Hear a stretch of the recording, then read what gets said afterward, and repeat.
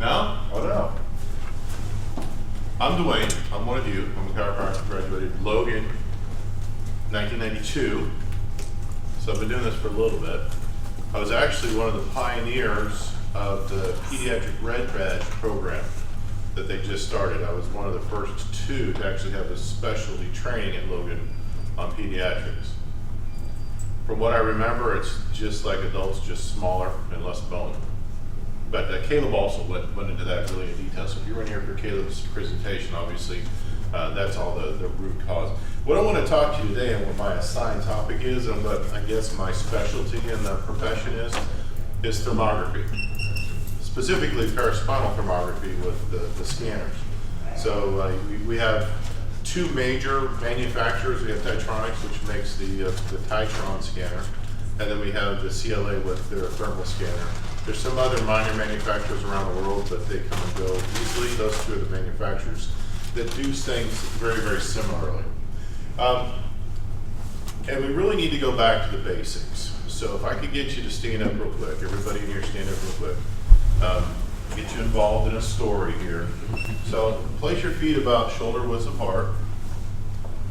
Point your toes straight forward, and bend your knees. Keep your back straight. In martial arts, we call this a middle stance. In some styles, it's called a horse stance, and Japanese have specific names for it. So this is one of the basic stances that you would learn from day one if you took martial arts training. Cool with that?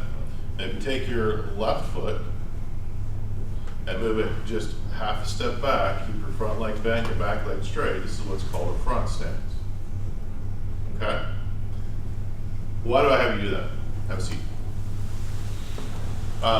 Going back to the story, I'm a third-degree black belt in martial arts, certified instructor of the American Taekwondo Association, and when they have instructor camp, these are second-degree black belts and above that have been doing martial arts for minimum 5, 6, 7 years. Every camp, every summer, they start out these professionals in the martial arts with the basics. So they have 9th degree black belts doing middle stances and front stances and back stances and just first day of class punches. And they do that for the first half day of a week-long camp.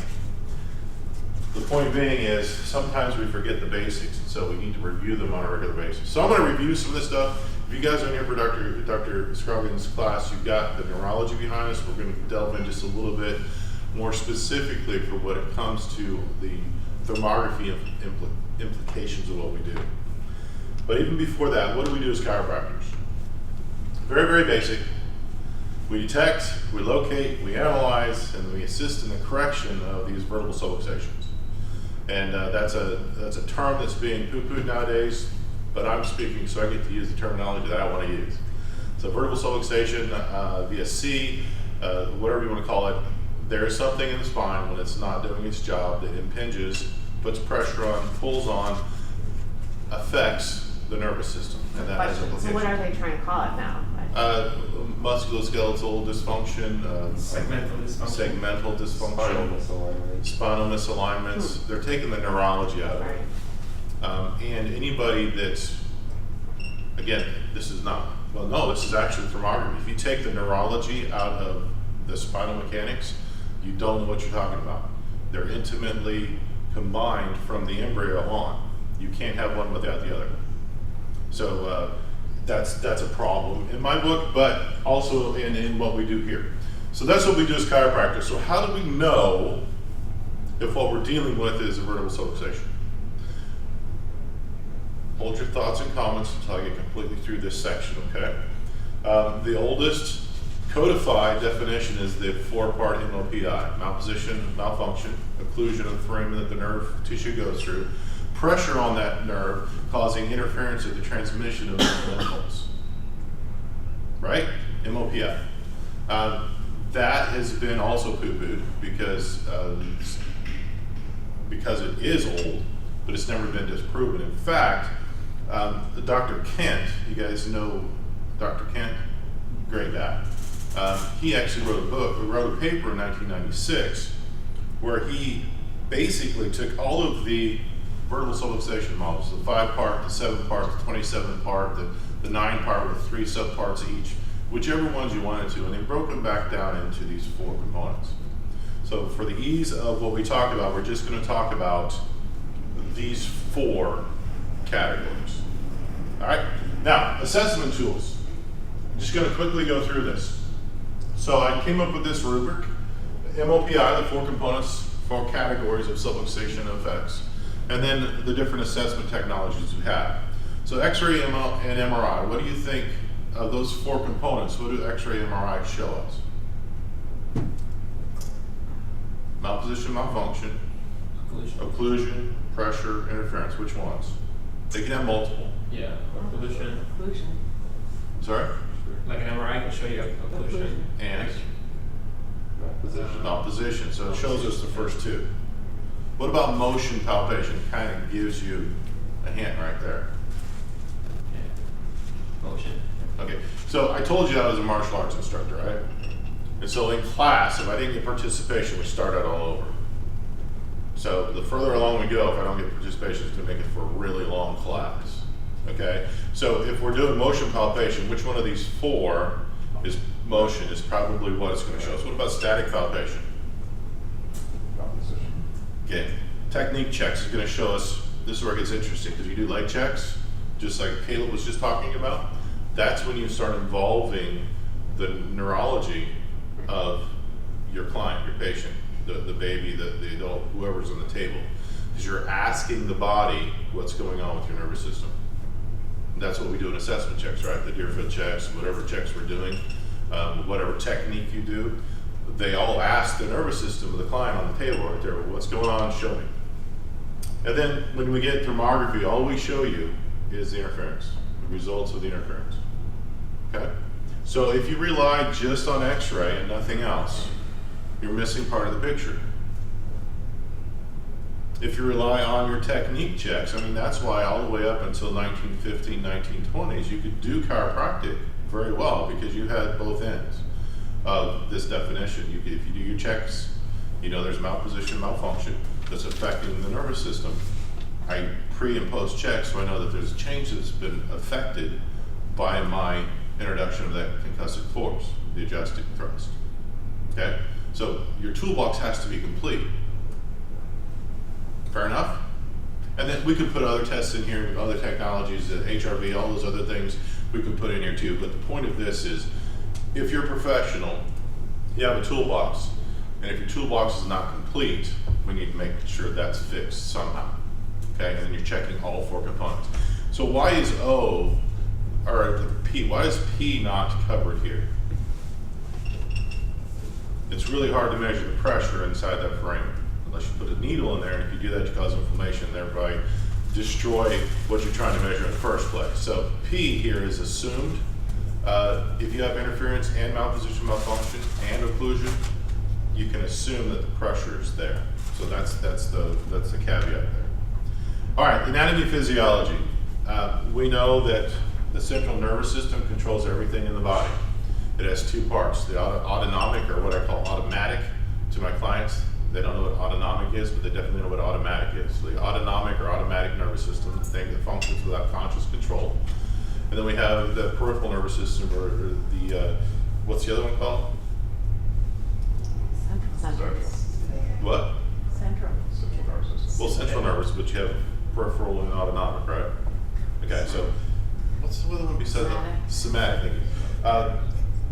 But anyway, the autonomic nervous system is what we're concerned with when we're looking at thermography. So we don't want to have conscious control of the thing we're measuring.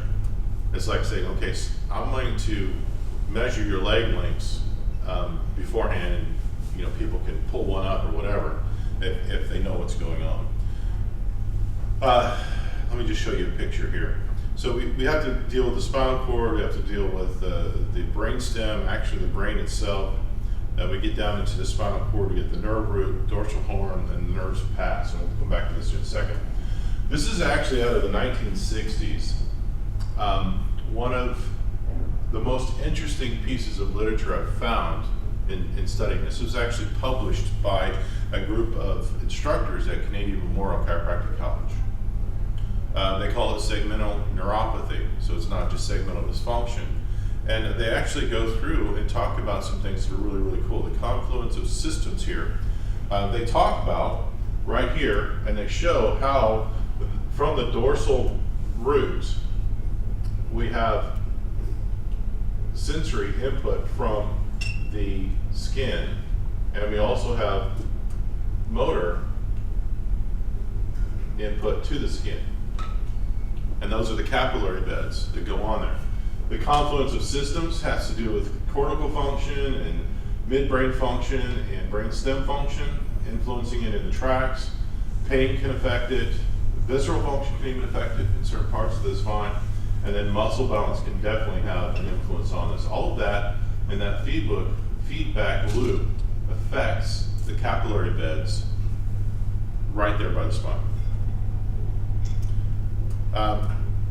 Since this is the autonomic nervous system and these pathways go through the chain ganglia, it makes sense to assume that the capillary beds aren't segment specific. Does that make sense the way I said it? But what we have is we have both. We have preganglionic fibers that pass by the chain ganglia without talking to it, if you will, and go directly to the capillary beds. And then we also have the chain ganglia influence as well. Even if all of the fibers were part of the ganglia, I think with the body, the way it develops embryonically, it's still going to be very segmentally specific. It's going to be really weird if on you, that nerve root goes and affects here, and on you, that same nerve root goes and affects only here.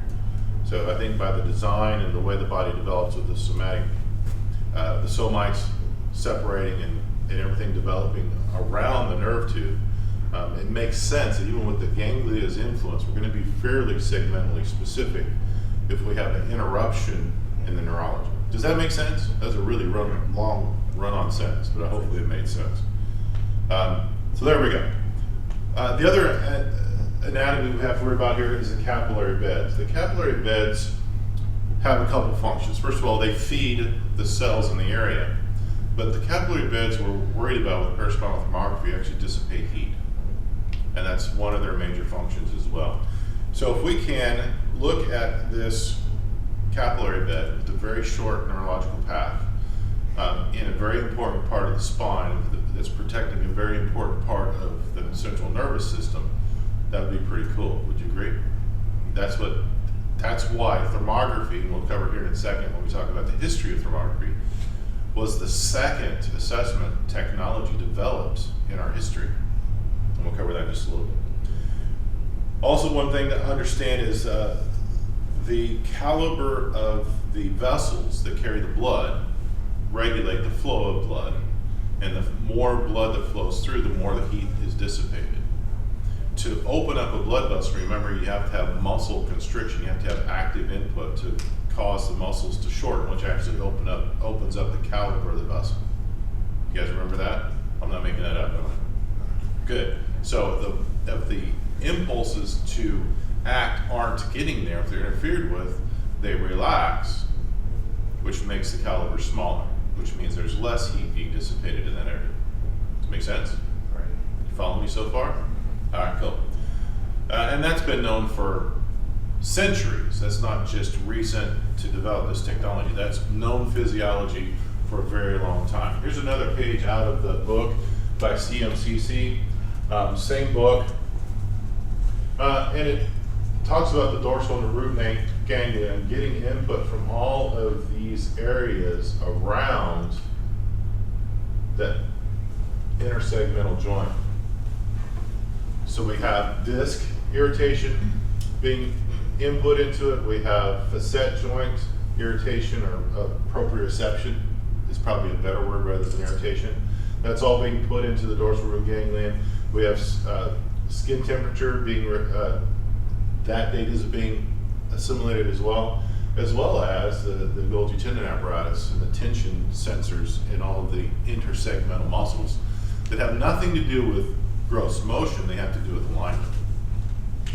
We're getting a picture of how complicated this is. And all that feeds into the dorsal horn, and then as we saw before, that all goes and affects skin temperature. All right, how we doing? We good? All right. All right, here's an article from 1994 by our friends from Dynamic Chiropractic. And it's talking about that publication from CMCC.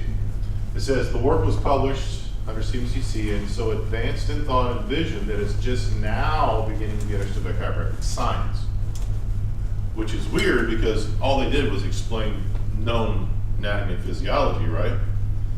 But the people that wrote that in the 60s were about 30 years ahead of what the profession was ready to accept as usable information. The nerve pathways involved in the control of skin temperature, well documented in the field of chiropractic.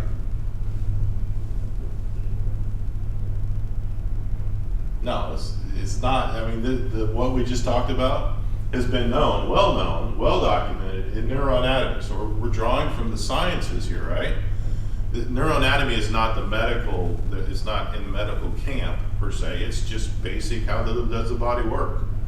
So what we're drawing on and what the CMCC article drew upon was basic understood neuroanatomy.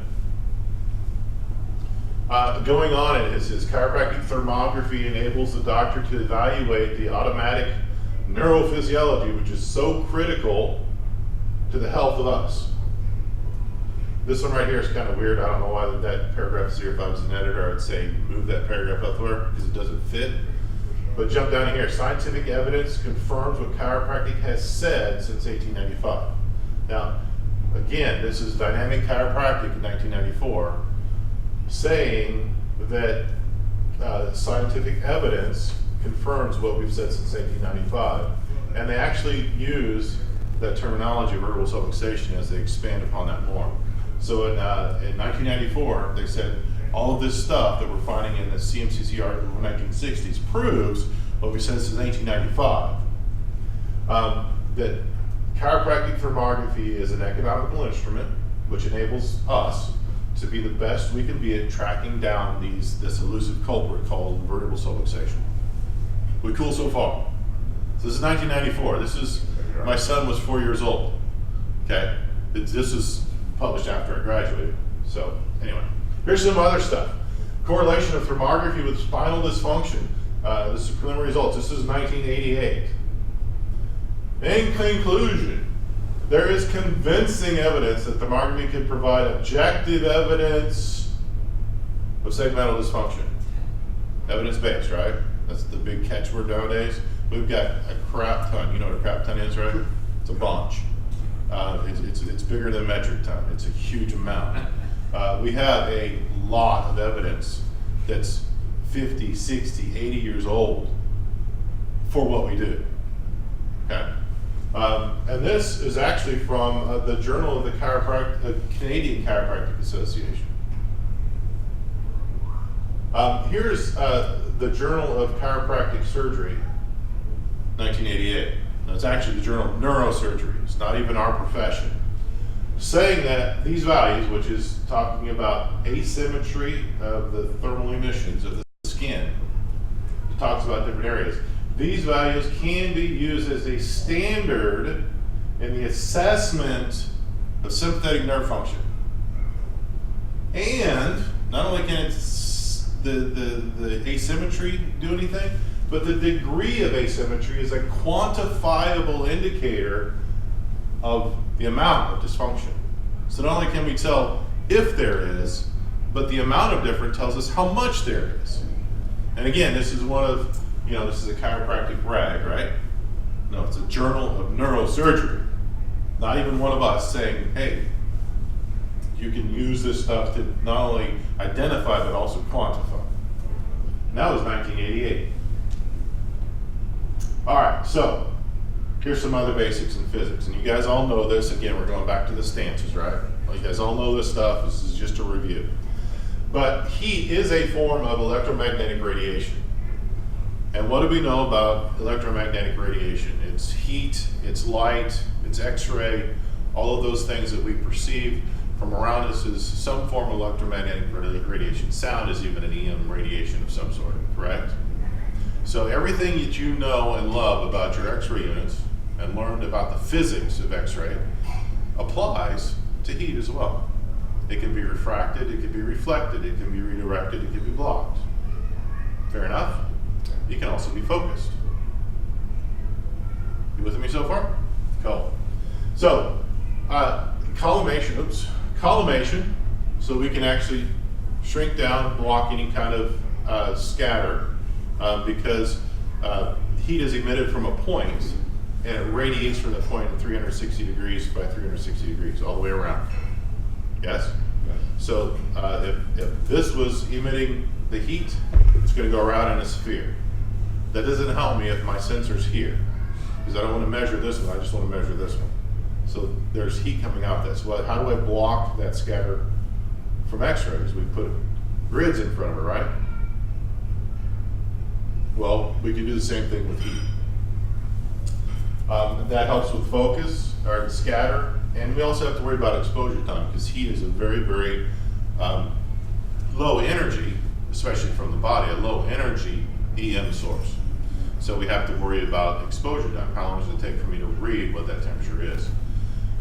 Or we could just amp up the amps in our circuitry. So that's on the sending side. So we talked about the physiology, we talked about the anatomy, we've talked about heat, the physics, right? Now we're going to talk about how do we measure that, how do we receive that information. A long time ago, 1600s, 1700s, that time of great scientific exploration and discovery, they found if you put two metals together and tied one into each other, they had to be different kinds of metals, and you heated them up, that one metal would expand more than the other. That's the thermocouple principle. A thermopile is very similar to that, but it's a way of measuring how much that bends.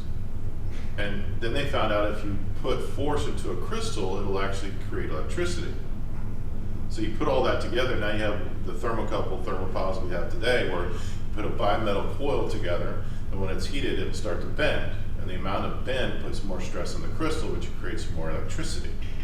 So now we can measure how much stress is in the system, and then correlate it back to known entities and come up with the temperature. Pretty cool, right? All right, so a couple other things. All of these thermocouples only work when there's a known ambient temperature. So whatever device you're doing has to be set at whatever the ambient temperature is. If you take a scanner from the refrigerator and bring it out, you're never, ever, ever going to get it right. If half of it's being warmed by the sun, you're never going to get good scans. If it's sitting over a HVAC register, it's never going to be the same. If it's sitting next to the exhaust fan next to a computer, it's not going to be a good reading. So there has to be a base that's solid, and that base needs to be in a fairly stable heat sink, some sort of mass that retains heat and keeps it stable, at least for the duration of the scan. Are we following so far? Cool. From that, receiving the radiation, sensing the radiation, amplifying the radiation into something that a computer can take as data, we have to think about, okay, if it requires a heat sink that is connected to, the thermocouple has to be connected to the heat sink, so it's not reading anything else. It has to be protected, it has to be collimated, all these other things. A flaw is if we have tubes that are movable, because now you disconnect the thing that you're trying to stabilize from its base of stabilization. Does that make sense? Cool. And then we need a way to graph it and give you usable data. If I scan your entire spine and gave you one number, is that usable data? Probably not as useful as I gave you one every 100th of an inch, or at least one every inch, right? So the more the resolution, the more usable it is. All this makes sense? So far, so good. Good, because I'm not comparing items yet. I'm just giving you information on why it's usable and how it's usable. All right, so now the history part. Back in our early days, before there was any assessment technologies, even arguably before chiropractic was discovered, when DD was doing his magnetic healing, he knew that the back of your hands are much more sensitive to temperature than any other part of something that you can move around. And so he would find inflammation basically by using the back of his hands to find hot boxes.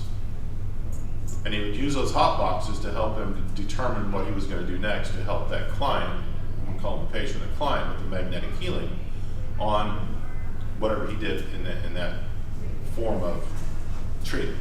Make sense? So he used hot boxes. As chiropractic developed and as they got more trained on the neurology, the anatomy, they found that they could trace these hot boxes, and they found their dermatomes and were able to follow inflammation in hot boxes and trace the nerves back to the spine to find the thing that they were trying to fix at the time. So that's how nerve tracing, the Merck chart, all that stuff came about, is anatomy plus also nerve tracing that way. In 1895, interestingly enough, that's when X-ray radiology was discovered by the Curies. And during the 1885 to the 1910 range, they found, well, one of the ways they found that X-ray radiation actually existed, if you remember the story, is they had some film in a cabinet. They were going to go on vacation or something. They had some film in a cabinet, and they found that it got exposed somehow when they were messing with these rocks. And they're like, oh. And they started experimenting, putting stuff between the rocks and the film and exposing the film. And then, the first X-ray was of Madame Curie's hand. And they found that they could see the bones because of the radiation. Like, oh, this can be useful. In 1915, B.J. Palmer put one of the absolutely the first chiropractic X-ray unit in the Palmer Clinic. And arguably, depending on which history you read, is the first clinical installation of any X-ray unit in the world. So early adopter of the X-ray technology. So that was chiropractic's first assessment technology to be adopted. One of the other things that they were big on, and if you go back to the definition of subluxation, an interference in mental impulse, is where chiropractic lives. If we can identify that, how it manifests itself and how to measure it, then we have proof that we're doing something when we do what we do. Agreed? He actually created, remember that thing he had that had a name that was about this long, the neuro-physiology, whatever? It was an elaborate device. It was in a shielded room, so no signals could come in and out.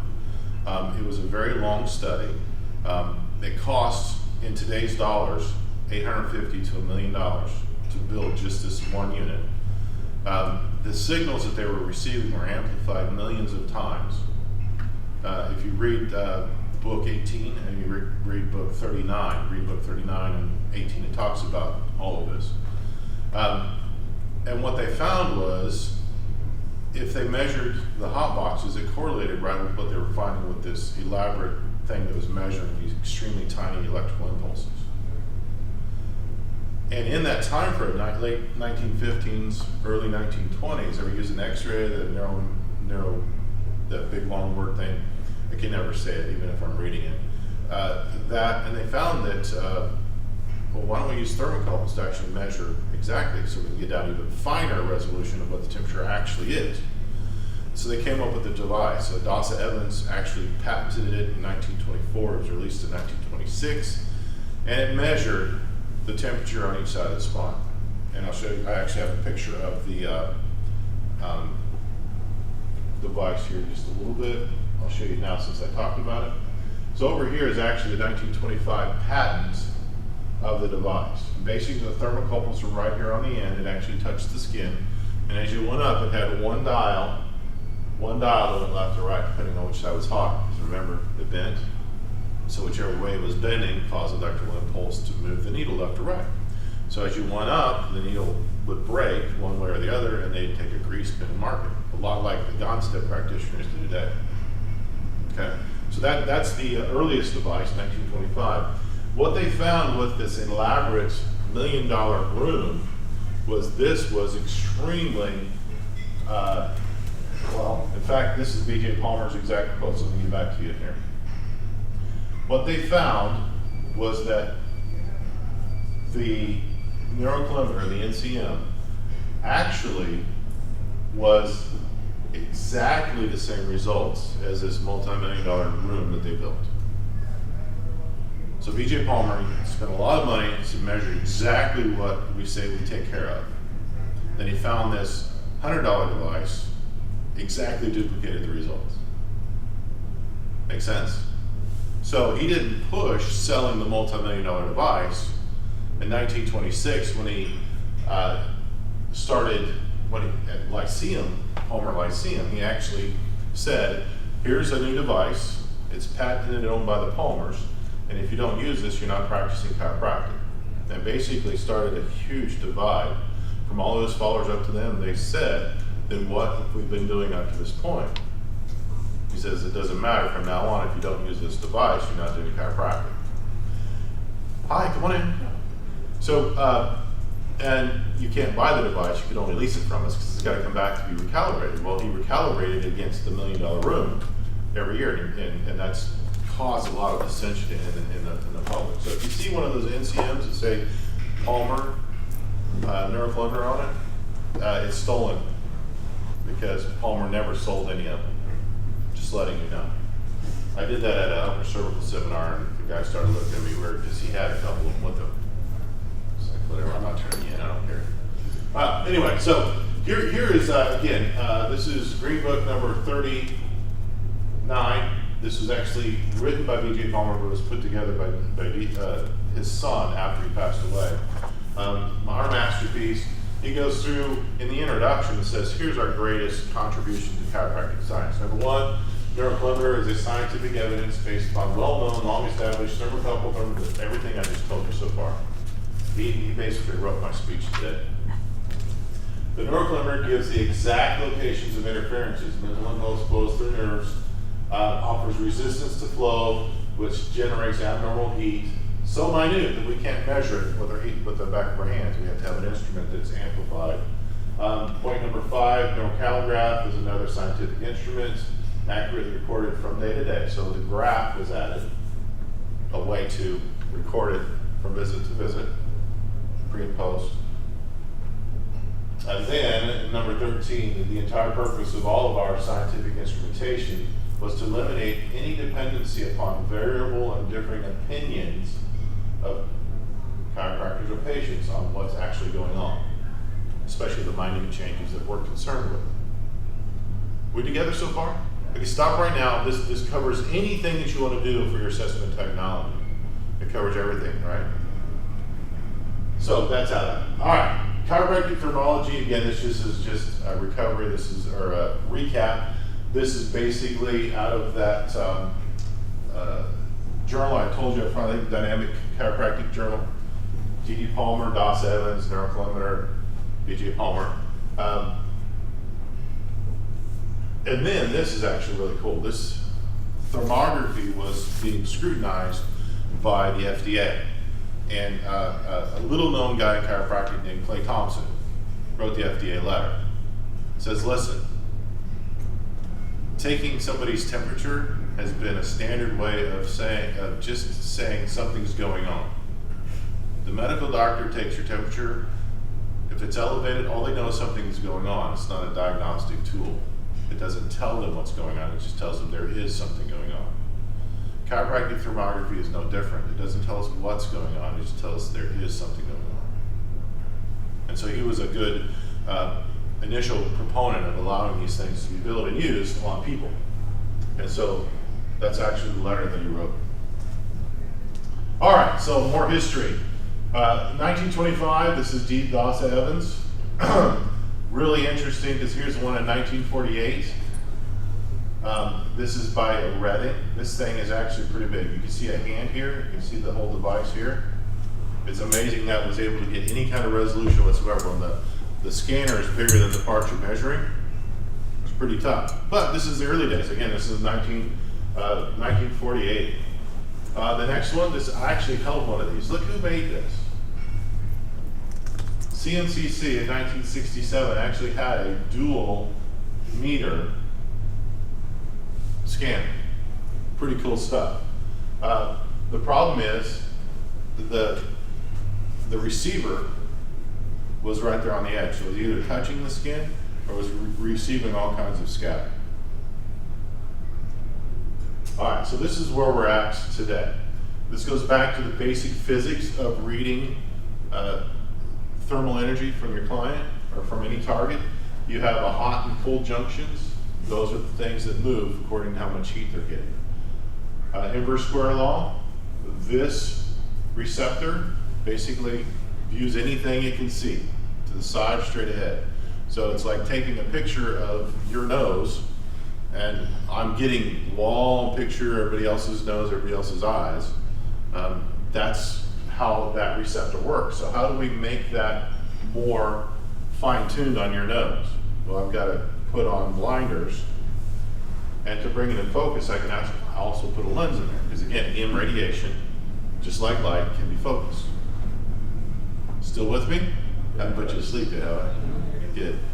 So that's where we're at today with current technology. I think all of the scanners you see today have tubes, because that just makes sense.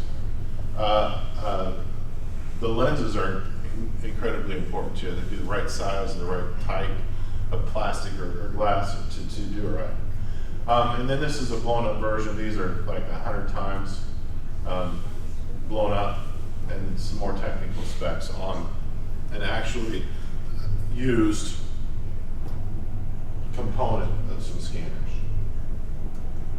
All right, let's review things. So hot versus cold. This is quiz time, C's, right? So if there's interference in the nervous system, is that part going to be hot or cold? Probably cold. Sorry? Cold. Cold? Who agrees with him? Oh, be convicted of your ambiguity. I also have. Yeah. Hi, Hey, what up? come on in. I'm here. Cool, did you bring coffee? No, but I can get you some if you need. I got some, but thanks, appreciate it. I'm So here to help. here's a question. The question is, Nerve interference, Yes, does it it is. cause heat or cold? is it what? Cause heat or cold? Nerve interference would be hot. Okay, who agrees with him? We both.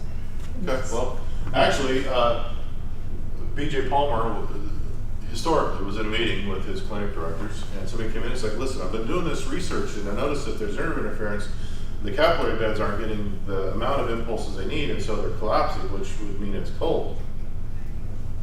And the story goes, BJ Palmer looked at his guys and like, what do you think? They're like, well, the physiology's right. And BJ Palmer stood up and he says, as long as I'm alive, it's heat. And he walked out of the room. So there you have it. Because what we're Neurokilometer dealing with measures is, heat, right? I'm sorry? Neurokilometer measure heat. Right, but heat or lack of heat. Right, that's true. So it's okay, because it really doesn't matter. The science is basically, it comes down to it's the imbalance. So your ambiguity is actually what I agree with. It's not whether it's hot or cold, it's which one's out of balance. Okay?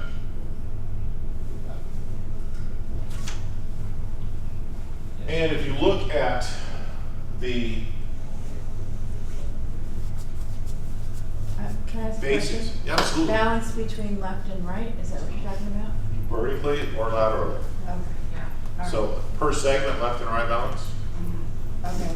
But if you look at the expanded definition of the MLPI, it's a malposition of the segment with its neighbor above or below. So it's also vertically. Oh, okay. Okay?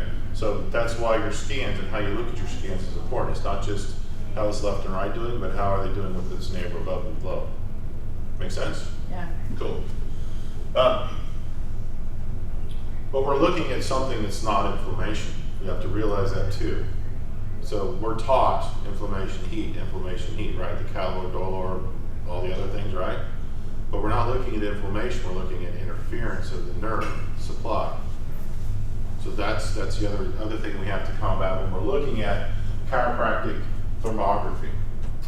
But I would say, on everything that I've read, everything I've been exposed to, talking to Dr. Amalu, who's got a diplomate in thermography and other things, it's actually the imbalance is what we're really concerned with. So let's talk about how reliable is this technology. We talked about the physics. We talked about the physiology. We talked about the anatomy. We've talked about the sending and receiving of the EM radiation, right? So if there's technology out there, how reliable is it?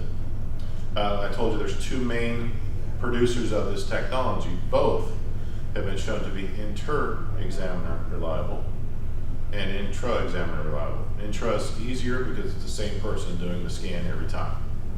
Okay? Inter-examiner reliable is a tough one. That means I can take anybody, whether they're a chiropractor or not, and give them a short thing. This is how you do the scan. And if you do it this way, it doesn't matter who scans, you're going to get the same results. That's powerful when you're dealing with the technology because that takes examiner bias out of the equation. I have to make a payment on my Porsche next month, so I'm going to make the scan off a little bit. Or I really don't like this patient, I'm going to make it better than it should have been. Make sense? So it takes the examiner bias completely out of the mix, and that's really important when you're looking at an objective test.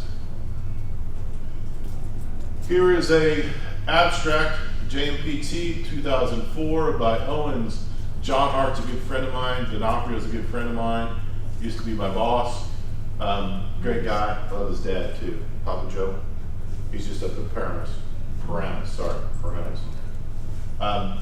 Talks about skin temperature patterns, inter-examiner and intra-examiner reliability. To say they showed it was like 0.98, which is way beyond any reasonable expectation.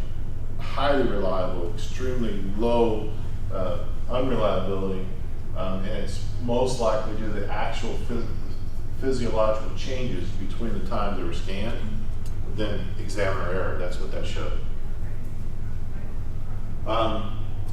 You guys familiar with Six Sigma? Black belt in Six Sigma, it's the way industries really hone down efficiency to make sure whatever they're doing is highly efficient, no waste, everything can measure down to no waste whatsoever, like 98 to 99% efficient. What they found was in these studies, they actually broke the scale. It was so reliable. So that's pretty cool. Here again, here's Dr. Hart, different Dr. Amala than I know, talking about using, well, this is the Titronic scanners. The scanners are actually so reliable based on such known facts about anatomy, physiology, and neurology that they're used to validate other studies. Does that make sense? So it's like, we don't have to guess about a ruler anymore. We use it to measure other things. And that's how standardized chiropractic thermography is when there's a new study to try something out, they say, how can we make sure it's right? Well, let's use thermography. That's one of the standards for research that we have. So here's one, the Journal of Canadian Chiropractic Association 2007. Here's another one from 2015. Again, this is actually one where they revisited the inter and intra-examiner reliability. And so, there you have it. That's the technology behind it. Any questions on that so far? The next part is to actually try to decipher how do we interpret the information we get back. I was looking to see how much time I had. So we're right at 45 minutes, right? Next thing it is, it only takes 3 years to understand, so we should be able to get that in about 5 minutes, right? Sure. It's a joke, it's a good laugh. My son's here, so it's a dad joke. It's even worse.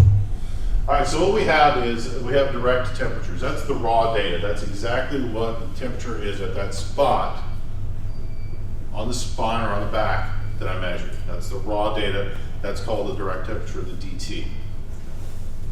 The next one is delta T. That's the math between the two. Which side's hotter? And that's that central meter that we had on the very first neurokilometer. Does it make sense? The next one above that is taking that information and coming up with a hybrid delta T. Titronics is the only one that has that, but you can understand how it works if we do the math. Then we get into undergrad and doctorate level stuff, and that's pattern work. Who's heard of pattern work before? Pattern work, first of all, we need to understand that being in pattern is a bad thing. Being in pattern is it shows up every time, which means you're stuck, which means innate's job is not being done, because innate's job is to adapt to the changing environment. Does that make sense? We good with that? So if you're in pattern, that's not good. The other thing to understand about pattern is it's not just the graph, it's everything shows your pattern. So it's the graphing, it's the thermography, it's the x-ray, it's your technique assessment, it's everything that you do develops your pattern. And over time, with the preponderance of evidence, which is my friend Jamie Browning loves to say in class, the preponderance of evidence shows up that every time I see this blip on this test, I know exactly what the listing is, because that shows up every time there's that listing. Does that make sense? And so there's single pattern analysis, there's triple pattern analysis, there's all kinds of stuff you can do, and that's for not this class. But the one thing I want to warn you about is relying on the bar graph, because that is not only not giving you raw data, but it's taking the derived data, squishing and doing other things to it before it gives you a bar graph. So that's really good for screening, because anybody that understands there's a spine and there's red and green and blue bars shows them there might be a problem there. It's really good for screening. But for what we do day to day with the client, it doesn't show us what's actually going on. Make sense? So I call that kindergarten crayon level. Okay, I'm not making fun of it because we have that function too with Titronics, so it's not slamming anybody. But you, in your office, dealing with that child, can't rely on that bar graph to determine if they're even in pattern or not. Fair enough? Okay, cool. All right, so here is manufactured data. This would be direct temperatures. This would be the left from bottom to top, right, bottom to top. You see we've got different readings. These are actual temperatures. Hi. 6? 5.5, how's that? Okay, Split the cool. difference. Well, we just spent 30, so give me another third. So this is direct temperature left and right. So this is actually what the scanner would read. If we put those together, we have something called the delta T. What's the difference between the two? Make sense? Some of the problems is, right here is an issue why you want to look at the raw data. Something is going on here, would you agree? Laterally, it's exactly the same, but vertically there's an issue. What does it show if you just look at the middle? Not much going wrong. Look at this guy right here, he goes off the scale. But just a little bit here and a little bit here. So yes, there's an imbalance left and right, but look what the math does. If you just look at the derived data. So that's why you can't rely just on the math. You have to look at the raw data, and then the math, and then the other stuff beyond that. Does that make sense? Even up here, we have a little bit here, but if you saw this, well, where do you think the problem was? Yeah, so left side's hot. But is heat exactly where we need to be looking? No. Remember, it could be either, it's the amounts. This side, it likes, the right side's good vertically. So yeah, it might be on the left.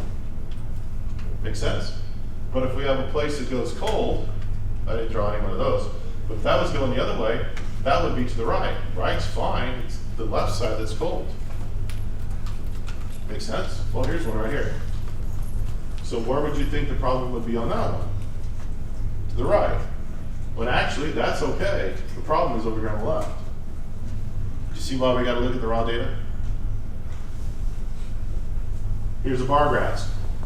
Again, really good to show a patient, but this doesn't give me enough clinical information, chiropractic information, essential information to help my client with much. This just shows me their change over time. Okay? This is something called the hybrid delta T. This is another layer. This gives you color vertically, so we can see here, even though it's a little bit bigger on the left and the right, it's perfectly balanced left and right.